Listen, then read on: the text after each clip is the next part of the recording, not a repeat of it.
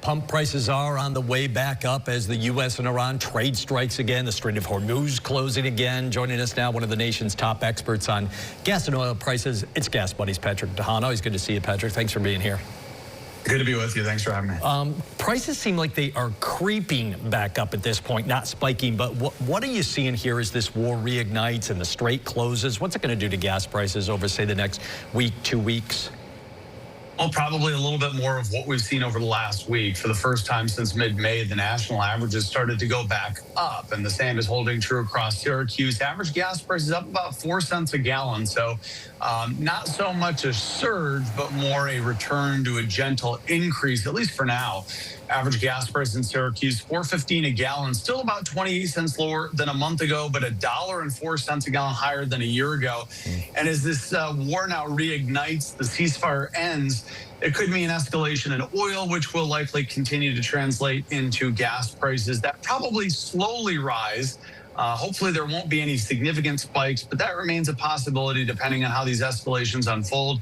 The other factor, too, worth mentioning is continued and increasing attacks that Ukraine has taken out on Russia's oil refineries is also having an impact on global refined product prices. 1 in 9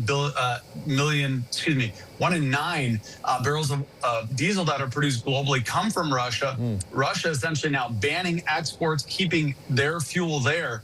That is also having a role in pushing up global prices as well. So many impacts on prices. I'm curious because we've seen so much heat across the country and certainly in the Northeast. How much impact does heat have on refineries, and then therefore does that trickle down to gas prices?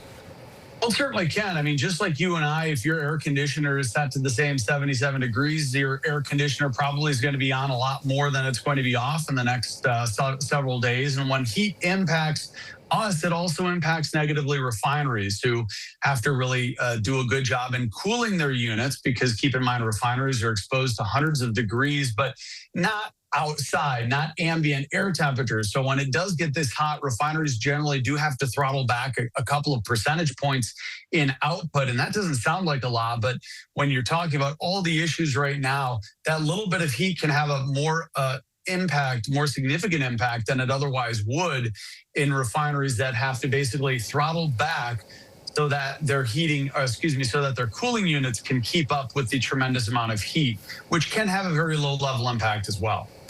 Patrick Haan, always appreciate your insight on all of this. We'll talk to you again soon. Thanks for having me.